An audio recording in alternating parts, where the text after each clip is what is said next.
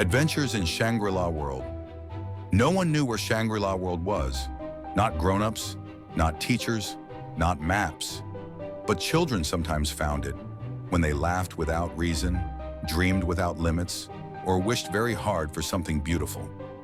That was where the Shadow Child lived. She wasn't called Shadow because she was dark, but because she moved softly, like moonlight sliding across a bedroom wall. Sometimes she had wings, sometimes she didn't. They appeared only when she was truly needed. At her side walked Storm, a magical silver-black cat with calm, shining eyes. Wherever Storm purred, worries loosened, and forgotten dreams stirred awake. Together, they protected Shangri-La. In Shangri-La, children floated on clouds shaped like castles and teacups. Friendly animals spoke kindly. Fairies stitched laughter into the air. Stories weren't read, they were entered. But one day the clouds shifted. Far beyond Shangri-La was a place called Dystopia. In Dystopia, children did not play. They worked. They memorized. They obeyed. Imagination was called useless. Dreams were called distractions. And slowly, children forgot how to wonder. Storm felt it first. His purr grew heavy. "The children are forgetting," the Shadow Child whispered. Two of them were already slipping away, Monica and her cousin Allie, trapped in Dystopia. So the Shadow Child opened her wings and Storm padded beside her as the clouds parted. They stepped into Dystopia. There were no birds there, no color. The sky was always gray. Signs hung everywhere. No play, no imagination. Grow up quickly. Inside a classroom, Monica sat at a desk far too big for her. Allie stared at the floor, her games forgotten. Monica raised her hand. "I had a dream." The teacher snapped. "Dreams are unproductive." Something inside Monica dimmed. That was when Storm appeared on the windowsill. His eyes shimmered, his tail curled like a question mark.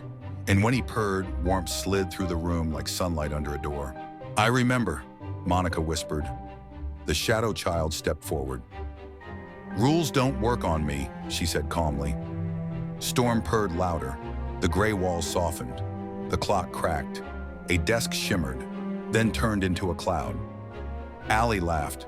The sound startled her, but she didn't stop. "Hold hands," said the Shadow Child. A doorway of clouds and laughter opened, and together they stepped through. They floated. Shangri-La welcomed them. Clouds bounced beneath their feet. Fairies zipped by. A sky-belly creature hugged them until they giggled. Heroes from stories waved as if they had always been waiting. "This is where stories live," said the Shadow Child. But Dystopia had followed, not with soldiers, with whispers. "This isn't real. You're wasting time. Growing up means forgetting." Storm stopped purring. Children hesitated. Clouds grew heavy. The Shadow Child placed her hand over her heart. "Fun is not wrong. Wonder is not weakness." Storm arched his back and purred. Deep, steady, powerful. Color returned. Laughter rose. But some clouds still sank. One child felt older. Another stepped through a faded doorway. The Shadow Child did not stop them. "I cannot hold you here," she said gently. Time passed. Monica grew taller. Allie quieter. One night, Monica felt the pull and stepped away. "Don't forget how to imagine," Allie said. Years later in the ordinary world, a grown man named Brea sat alone as rain tapped his window. He felt a warmth, a purr. Storm appeared, and behind him, the Shadow Child. "You grew up," she said kindly. "I didn't mean to forget," Brea whispered. "You didn't," she replied. The door opened, not to escape life, but to remember it. Brea returned to Shangri-La, not as a child, but as someone who remembered. And when he left again, he carried it with him. Because Shangri-La was never a place you stayed. It was a place you carried, in kindness, in creativity, in the courage to dream, at any age. And somewhere tonight, a child laughed for no reason at all. Somewhere else, an adult smiled without knowing why. And far beyond time and sight, a door made of clouds waited patiently,